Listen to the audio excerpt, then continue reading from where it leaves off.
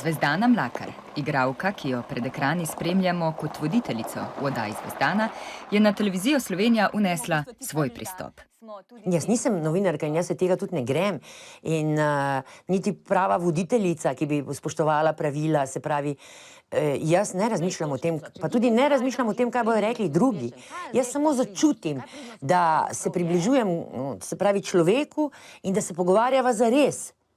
Tudi sama je velikokrat stala pred voditelji, novinarji, ima izkušnje na obeh straneh, zato toliko bolj ve, kaj si želi. Sem si samo želela voditi pogovore na tak način, kad sem si jaz želela, da bi jih na intervjujih vodili z mano. Čas za premislek najde v neokrnjeni naravi, kjer živi, ob delu z živalmi, rastlinami, kot da je prav sočutje do vsega živega in bližina, ki jo ustvarja, pred ekrani dela edinstveno. Meni se zdi, da so pravzaprav vsi zelo zadovoljni in da k meni ljudje radi pridejo v oddajo. Jaz jim tudi vedno rečem, zraven mene ste varni. Zvezdana doda, da se ves teden, preden se sreča z gostom pred kamero, ukvarja z njim, ga študira, se pripravlja nanj, kaj se zgodi v oddaji, pa tudi zanjo presenečenje. Takrat da podatke v drugi plan, v prvem predvsem prisluhne. Večkrat poudarja, da je le človek in da tudi ona raste s svojimi oddajami. Pripravljena je življenju zreti naravnost v oči.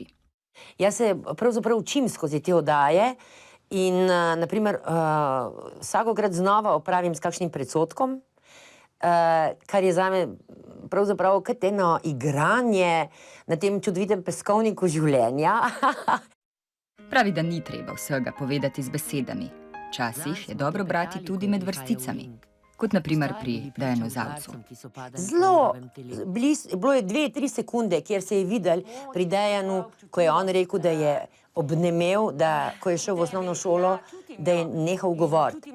To je bil zame trenutek, kjer sem jaz razumela celotno njegovo zgodbo, ki je on nikomur ne pripoveduje. Pravi, da si je želela samo, da so ljudje začutili isto kot ona. In več ali manj so. Oddaja z mojimi gosti, je treba se usesti pa prisluhniti tudi niansam.